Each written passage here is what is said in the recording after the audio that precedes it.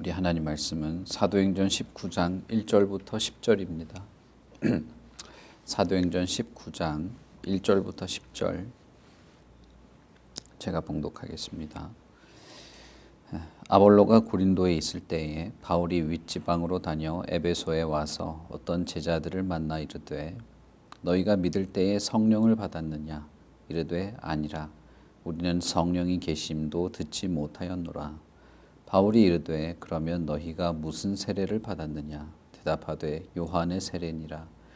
바울이 이르되 요한이 회개의 세례를 베풀며 백성에게 말하되 내 뒤에 오시는 이를 믿으라 하였으니 이는 곧 예수라 하거늘 그들이 듣고 주 예수의 이름으로 세례를 받으니 바울이 그들에게 안수하매 성령이 그들에게 임하심으로 방언도 하고 예언도 하니 모두 12사람쯤 되니라.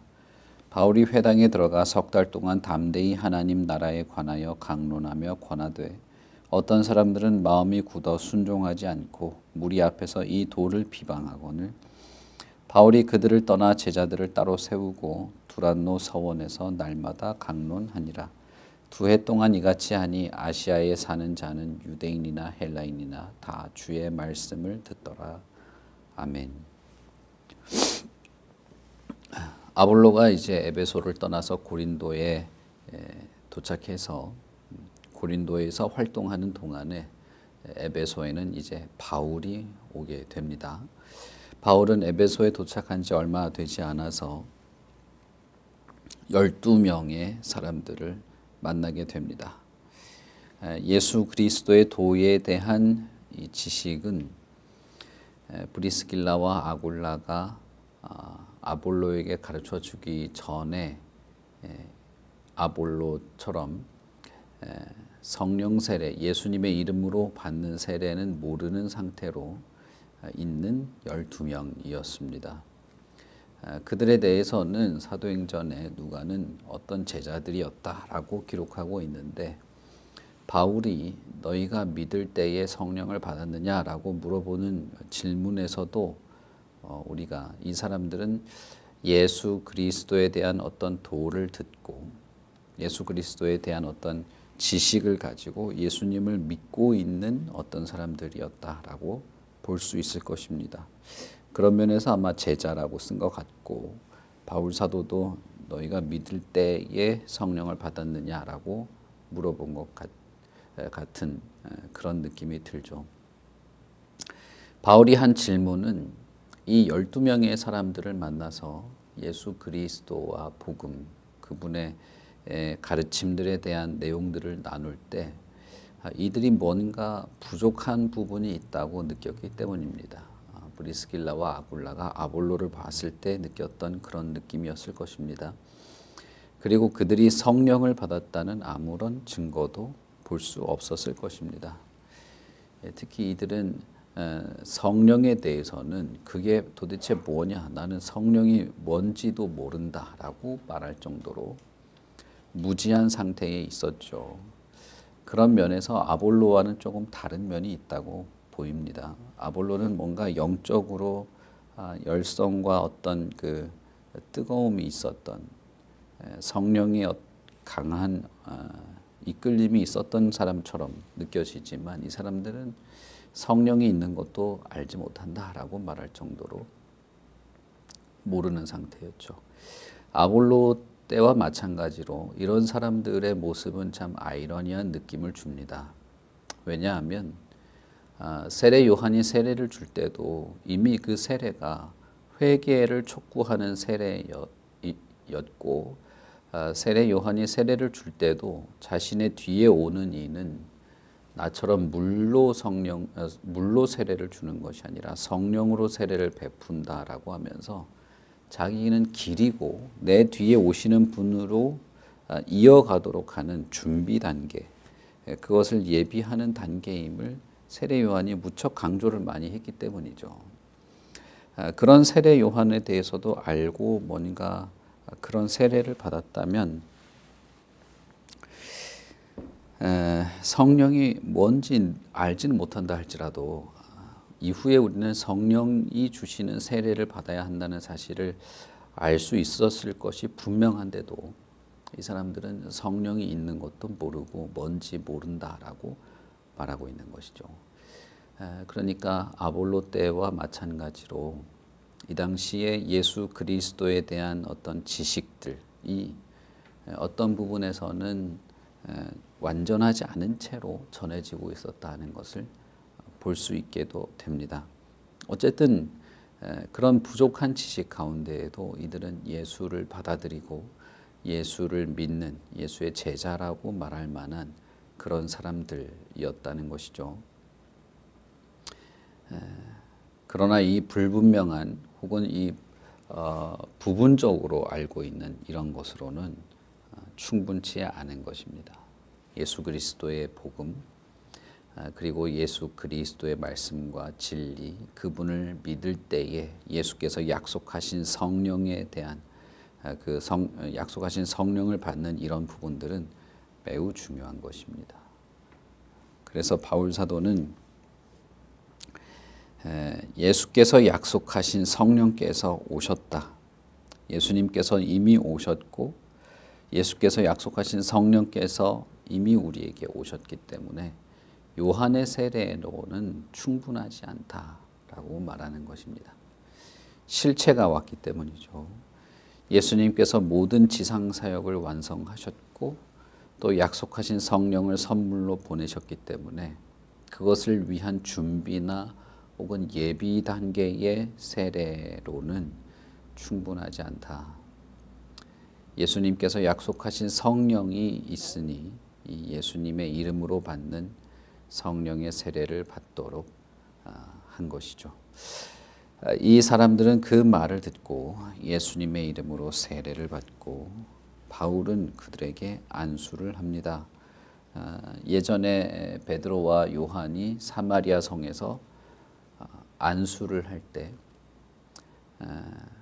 다시 말하면 세례를 받게 될 때 성령이 임한 것처럼 바울 사도도 그들에게 안수를 하고 세례를 베풀고 그들에게 성령이 임하는 일이 있었습니다.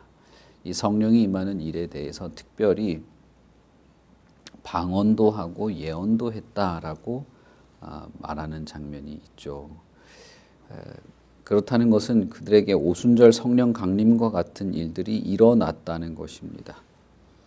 예수님께서 약속하신 성령 너희들이 기다려라 라고 했을 때에 제자들이 기다리는 도중 오순절 성령 강림 때에 임하신 그 성령의 뜨거운 역사, 마치 불의 혀처럼 갈라지는 것이 그들에게 있고 그래서 밖으로 뛰쳐나가서 각종 방언으로 예수가 그리스도임을 증언했던 바로 그 성령의 역사와 같은 일들이 일어나게 된 것입니다. 그리고 이제 7절에서 12사람 정도 됐다라고 하는 말을 덧붙이고 있는 것이죠. 그런 면에서 이것은 하나의 대조적이고 뭔가 어떤 하나의 이 거울과 같은 모습을 보여주는데 예수께서 자신이 12사도들을 선택하시고 12제자에게 성령을 선물로 주고 땅끝까지 내 증인이 되라라고 하시고 성령을 하사하신 것처럼 바울 사도는 12명의 사람들에게 세례를 베풀고 성령이 임하게 되고 그들에게 성령의 능력이 있게 되는 마치 이 예수님을 그대로 이미테이션한 것 같은 장면이 반복된 것입니다. 그리고 성령이 과연 임하였다라는 것도 동일한 방식으로 방언과 예언을 하는 방식으로 보여지게 된 것이죠. 그런 것처럼 예수 그리스도로부터 사도들로 그리고 사도들로부터 그들의 제자로 이렇게 성령의 역사가 끊임없이 이어지는 것이 하나의 뭐라고 하면 좋을까요? 이 하나의 표본처럼 반복되어서 에베소에서 이런 일이 있었다는 것을 보여주고 있는 것이죠. 그런 면에서 우리는 뭔가를 예상하거나 기대해 볼 수 있습니다. 그것은 바울 사도나 다른 아볼로나 여러 다른 사도로부터 세례를 받고 예수 그리스도에 대한 지식을 전수받은 사람들이 이제 사도처럼 그들의 일을 이어갈 것이다. 땅 끝까지 내 증인이 되리라 라고 했던 예수님의 그 말씀을 예수님의 제자들이 받아서 했고, 그리고 그 제자들을 통해서 또 세워진 어떤 제자들이 또 그렇게 이어가게 될 것이라는 것을 예상해 보게 되는 것이죠. 그런 면에서 12명이라고 하는 이 사람들이 예수님이 제자들을 택하시고 그들에게 성령을 베푸는 어떤 그 장면을 그대로 다시 한번 재현하는 것 같은 그런 장면으로 묘사가 되어 있습니다. 예수님은 살아계실 때, 이 땅에 계실 때 제자들에게 성령이 너희에게 임하면 너희들은 내가 하던 일을 할 것이고 나보다 더 큰 일도 하게 될 것이라고 말씀했습니다. 과연 그것처럼 사도들이 예수님의 일을 이어서 했는데, 이제 이 사도행전에서 그 사도들을 통하여 또 어떤 사람들이 세워지고 있는 장면이 나오고, 이 사람들은 결국 예수께서 하신 일을 하고 그보다 더 큰 일도 하는 것으로 이어져 가게 될 것입니다. 그런 면에서 어저께 우리가 읽었던 18장의 그런 내용들, 에베소에서 이집트 출신의 한 유대인이 역할을 맡게 되는 이런 일들을 통해서 전 세계 어떤 민족, 어떤 종족, 어떤 언어와 어떤 방언에서도 하나님께서 세우시는 자들이 일어나고 세계의 복음의 역사들이 일어나는 장면들이 이어지는 것을 보게 되는데, 에베소에서 이 본격적으로 이런 일들이 벌어지는 것을 보게 되는 것이죠. 바울은 에베소의 회당에서 3개월 동안 지속적으로 말씀을 전하게 됩니다. 성경을 해석하고 성경을 전한 것입니다. 어제 말씀드린 것처럼 자신의 경험이나 체험이나 자신의 지식을 전한 것이 아닙니다. 결국 복음을 전한다는 것은 하나님의 말씀인 성경을 풀어서 전하는 것인데, 에베소는 특별하게 3개월 동안 회당에서 전할 수 있었습니다. 그러나 익숙한 패턴이 또 시작이 되는 것이죠. 유대인들이 거부할 뿐 아니라 공개적으로 비난하고 조롱하는 일을 하기 시작한 것입니다. 그래서 사실상 회당에서 말씀을 더 이상 전하지 못할 정도로 방해가 일어나게 됐습니다. 그래서 바울 사도는 결국 방해를 받지 않고 말씀을 전할 수 있는 다른 장소로 이동을 하게 되는데, 그것은 두란노라는 사람이 운영하고 있는 강의실 혹은 어떤 건물 혹은 학교 정도로 해석할 수 있겠죠. 거기서 말씀을 가르치게 되었습니다. 이 두란노 서원이라고 하는 것이 정확히 어떤 것인지 용도를 파악하기는 쉽지 않지만, 그러나 그냥 어떤 강의하는 강의실이나 학교 혹은 그런 기능을 하는 어떤 건물이라고 보시면 되겠습니다. 원문에는 여기가 그냥 스쿨이라고 되어 있습니다. 그래서 영어의 스쿨과 거의 발음도 비슷하고 하는 역할도 비슷했을 것입니다.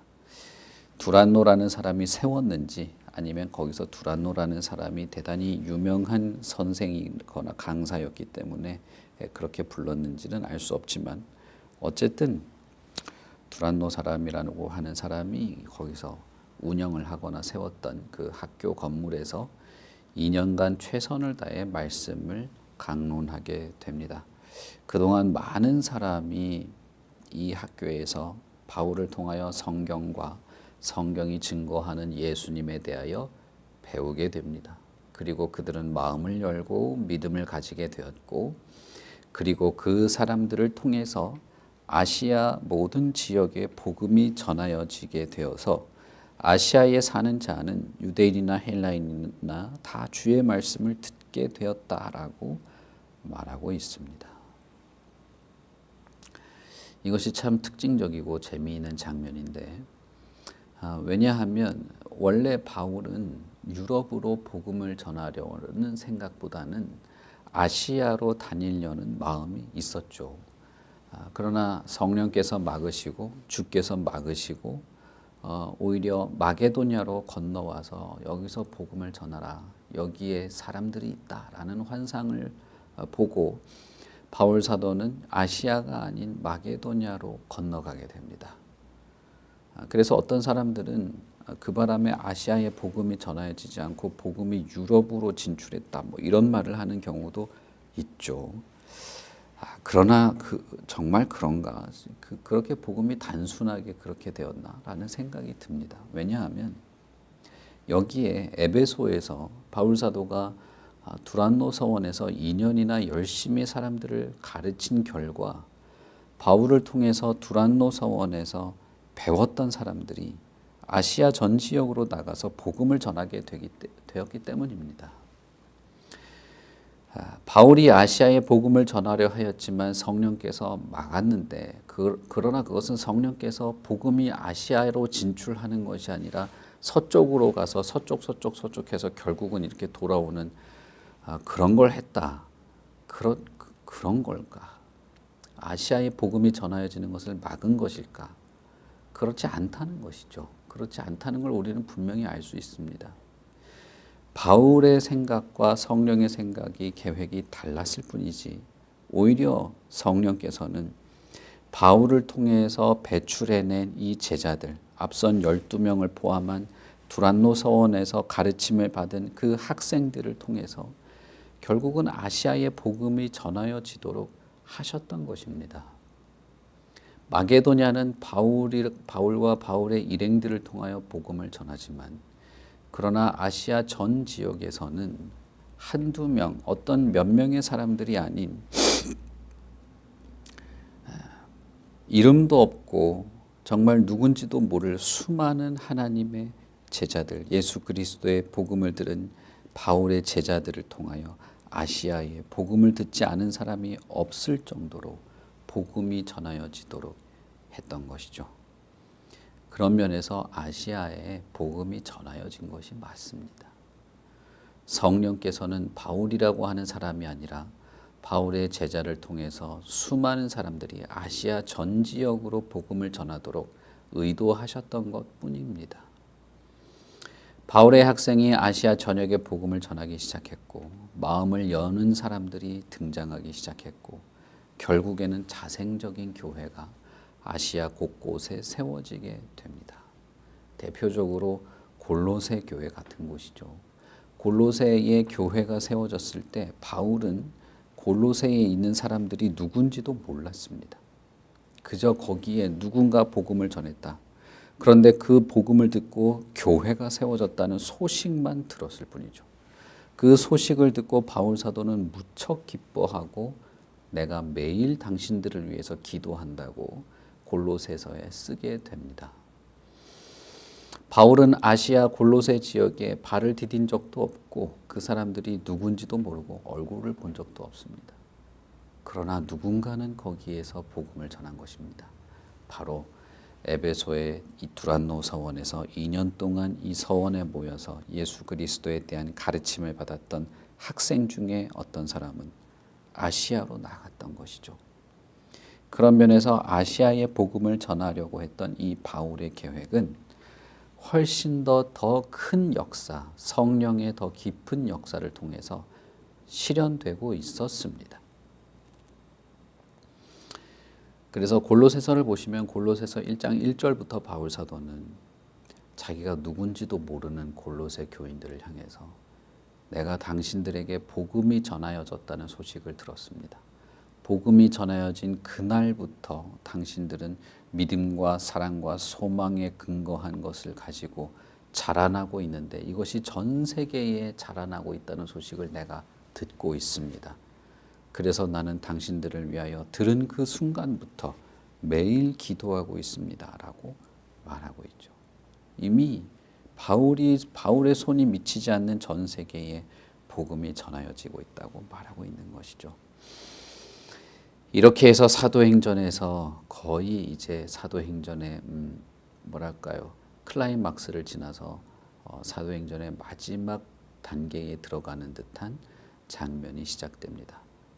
곧 성령의 역사, 성령이 베드로나 바울과 같은 사도들을 통하여 결국은 전 세계에 복음이 전하여지게 하는, 이름도 없고 누군지도 모르는 구원받은 하나님의 백성들, 예수님과 예수님의 사도들을 통해서 복음과 진리를 전해들은 그 수많은 한 사람 한 사람들의 역할을 통해서 세계 곳곳에 복음의 역사들이 꽃피우게 되는 그 장면이 비로소 실현되는 것을 보게 되는 것이죠. 저는 이것이 성령의 역사라고 믿습니다. 몇 명의 어떤 위대한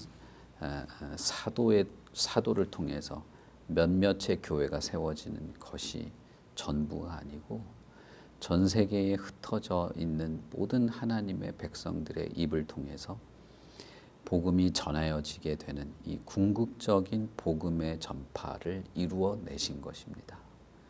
처음에는 예수 그리스도, 그 다음에는 사도, 그 다음에는 그들을 통하여 예수를 알게 되는 무수한 사람들, 이 사람들 사이에는 많은 다양한 사람들, 이방인과 유대인과 혼혈인들과 열심은 있으나 부족한 지식을 가지고 있었던 사람들, 지식도 불완전한 그런 사람들, 세리들, 마술사들, 여인들, 그 수많은 사람들에게 복음이 전해졌고, 그 수많은 사람들이 자발적이고 자생적으로 복음을 전하며 세계 곳곳에, 이제는 바울이 더 이상 방문하면서 형제들을 돌아볼 수도 없을 정도로 세계 곳곳 도처에 복음이 전하여지고 하나님의 교회가 세워지는 일이 벌어지게 되는 것이죠.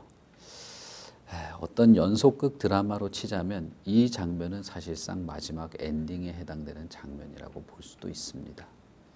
그리고 그것처럼 이제 사도행전 이 뒷후반부는 바울 사도가 어떻게 최후의 사역을 하고 마치게 되는지를 아주 자세하게 적는 그런 장면이 됩니다. 바로 그 성령의 사역으로 이 대한민국에도 복음이 전해졌고, 저와 여러분도 예수 그리스도를 알고 믿는 그리스도의 제자가 되고 교회가 된 것이죠. 그 하나님의 교회로 우리도 이들과 마찬가지의 사명을 감당하게 될 것입니다.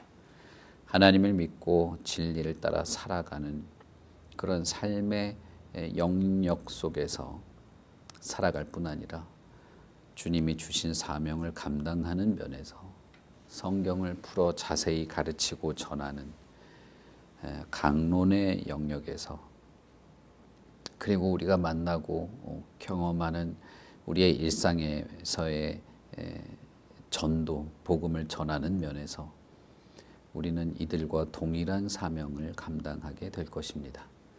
그야말로 사도행전의 시대에 우리는 살고 있는 것이죠. 어떤 면에서 이 종말, 예수님이 말씀하셨고 사도 요한이 계시록에서 예언한 말세의 때는 사도행전의 때라고 말할 수도 있습니다.